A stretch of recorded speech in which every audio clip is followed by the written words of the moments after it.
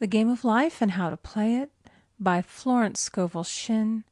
Chapter 3, The Power of the Word. By thy words thou shalt be justified, and by thy words thou shalt be condemned. A person knowing the power of the word becomes very careful of his conversation. He has only to watch the reaction of his words to know that they do not return void. Through his spoken word, man is continually making laws for himself. I knew a man who said, "I always miss a car. It invariably pulls out just as I arrive." His daughter said, "I always catch a car. It's sure to come just as I get there." This occurred for years. Each had made a separate law for himself, one of failure, one of success. This is the psychology of superstitions. The horseshoe or rabbit's foot contains no power, but man's spoken word and belief that it will bring him good luck creates expectancy in the subconscious mind and attracts a lucky situation. I find, however, this will not work when a man has advanced spiritually and knows a higher law. One cannot turn back, and one must put away graven images. For example, 2 men in my class had had great success in business for several months, when suddenly everything went to smash. We tried to analyze the situation, and I found, instead of making their affirmations and looking to God for success and prosperity, they had each bought a lucky monkey. And I said, "Oh, I see. You have been trusting in the lucky monkeys instead of God. Put away the lucky monkeys and call on the law of forgiveness, for man has power to forgive or neutralize his mistakes." They decided to throw the lucky monkeys down a coal hole, and all went well again. This does not mean, however, that one should throw away every lucky ornament or horseshoe about the house, but he must recognize that the power back of it is the one and only power, God, and that the object simply gives him a feeling of expectancy. I was with a friend one day who was in deep despair. In crossing the street, she picked up a horseshoe. Immediately, she was filled with joy and hope. She said God had sent her the horseshoe in order to keep up her courage. It was indeed, at that moment, about the only thing that could have registered in her consciousness. Her hope became faith, and she ultimately made a wonderful demonstration. I wish to make the point clear that the men previously mentioned they were depending on the monkeys alone, while this woman recognized the power back of the horseshoe. I know in my own case it took a long while to get out of a belief that a certain thing brought disappointment. If the thing happened, disappointment invariably followed. I found the only way I could make a change in the subconscious was by asserting, there are not 2 powers, there is only one power, God. Therefore, there are no disappointments, and this means a happy surprise. I noticed a change at once, and happy surprises commenced coming my way.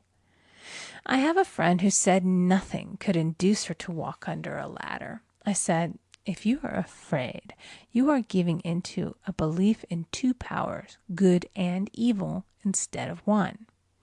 As God is absolute, there can be no opposing power unless man makes the false of evil for himself.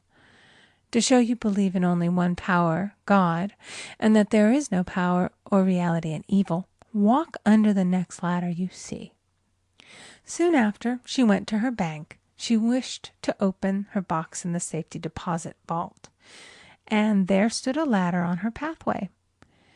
It was impossible to reach the box without passing under the ladder. She quailed with fear and turned back. She could not face the lion on her pathway. However, when she reached the street, my words rang in her ears, and she decided to turn and walk under it. It was a big moment in her life, for ladders had held her in bondage for years. She retraced her steps to the vault, and the ladder was no longer there. This so often happens. If one is willing to do a thing that he is afraid to do, he does not have to. It is the law of non-resistance, which is so little understood. Someone has said that courage contains genius and magic. Face a situation fearlessly, and there is no situation to face. It falls away of its own weight. The explanation is that fear attracted the ladder on the woman's pathway, and fearlessness removed it. Thus, the invisible forces are ever working for the man who is always pulling the strings himself, though he does not know it. Owing to the vibratory power of words, whatever man voices, he begins to attract. People who continually speak of disease invariably attract it. After man knows the truth, he cannot be too careful of his words. For example, I have a friend who often says on the phone, "Do come to see me and have a fine old-fashioned chat." This old-fashioned chat means an hour of about 500 to 1,000 destructive words, the principal topics being loss, lack, failure, and sickness. I reply, "No, thank you. I've had enough old-fashioned chats in my life. They are too expensive, but I will be glad to have a new-fashioned chat and talk about what we want, not what we don't want." There is an old saying that man only dares to use his words for three purposes: to heal, bless, or prosper.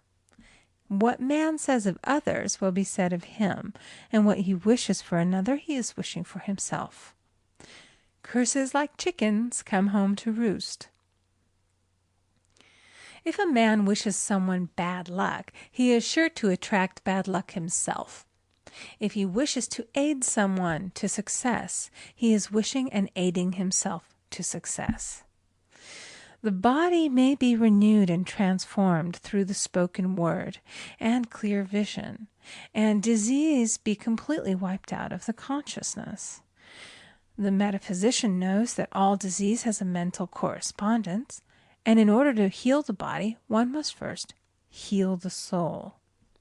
The soul is the subconscious mind, and it must be saved from wrong thinking.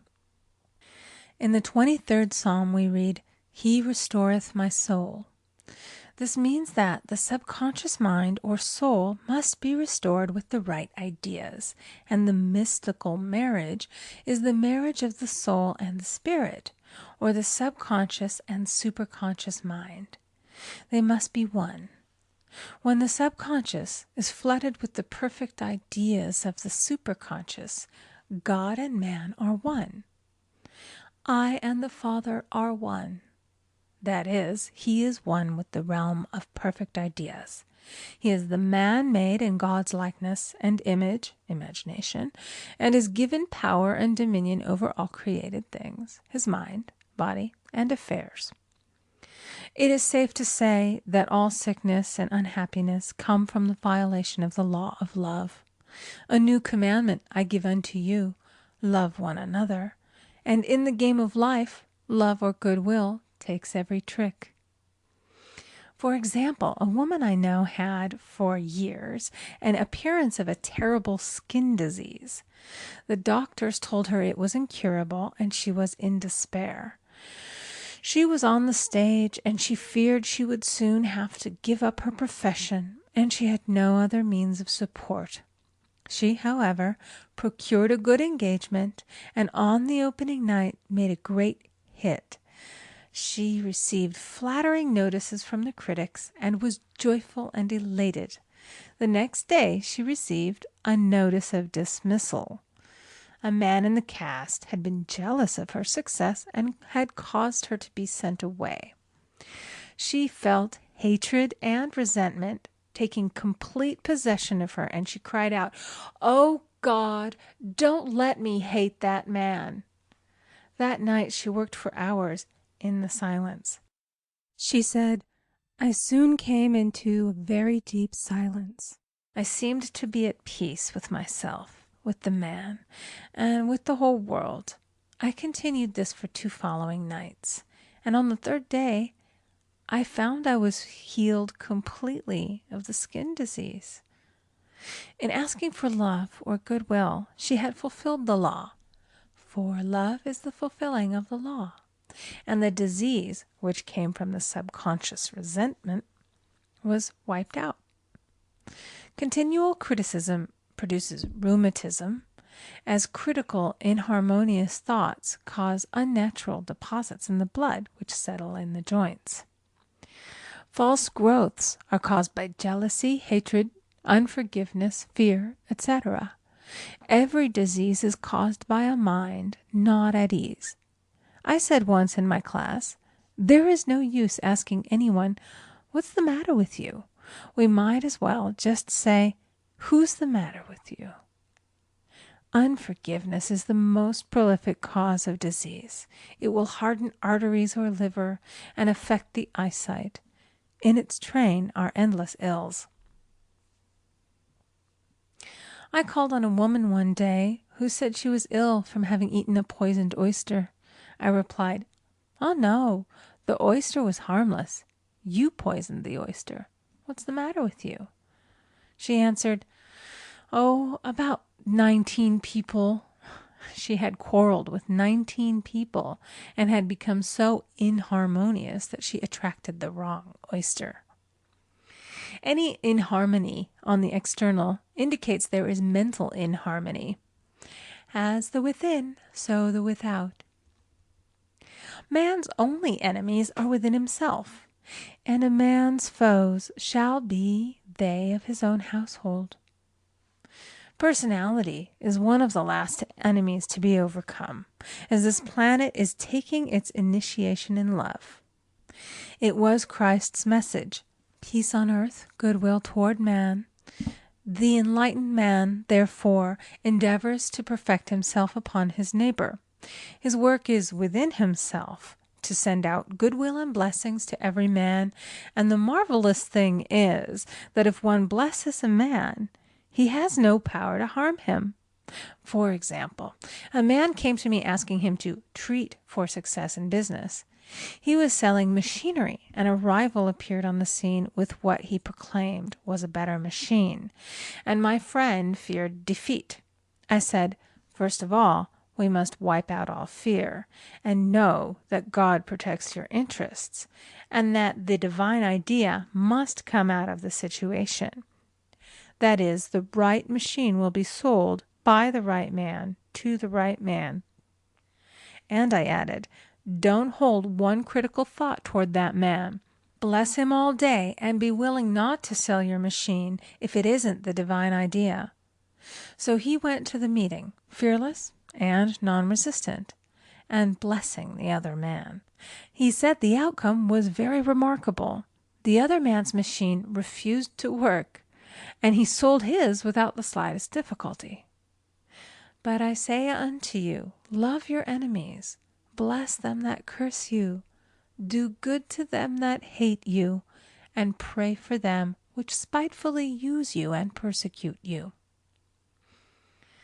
Goodwill produces a great aura of protection about the one who sends it, and no weapon that is formed against him shall prosper. In other words, love and goodwill destroy the enemies within oneself. Therefore, one has no enemies on the external. There is peace on earth for him who sends goodwill to man.